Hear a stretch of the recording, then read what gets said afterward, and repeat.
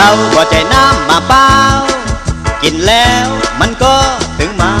อ้าวกึบอาลึกกึบกึบ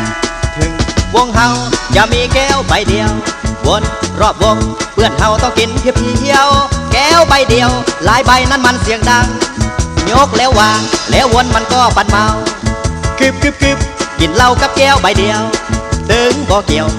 ยวกับเรื่องของเขาแก้วหลายใบกินไปมันก็เปลืองเหล้าห้องผัวเมาลักถอกยามเปิ้นบ่หันโยก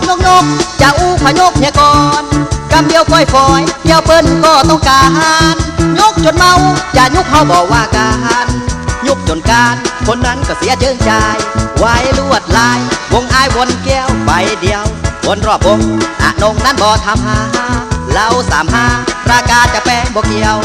กินด้วยกันกินแล้วก็เมาลูกเดียวแก้วใบเดียวบ่เกี่ยวแสนสุขหัวใจเราไม่คง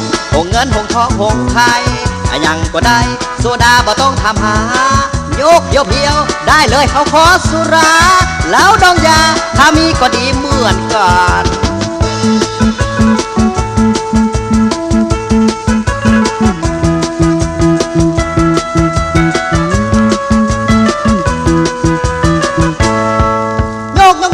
จะอู้ขยกเนี่ยก่อนกำเดียวก้อยฝอยเดียวเปิ้นก็ต้องการยกจนเมาจะยุบเขาบอกว่าการยุบจนการคนนั้นก็เสียเจิงใจไว้ลวดลายวงอายวนแก้วใบเดียว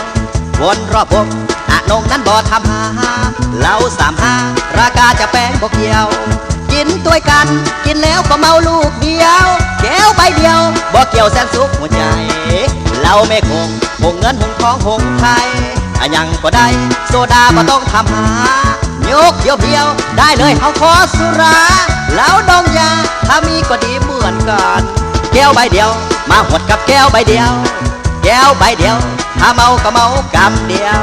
อ้าวกึบอาลึบกึบ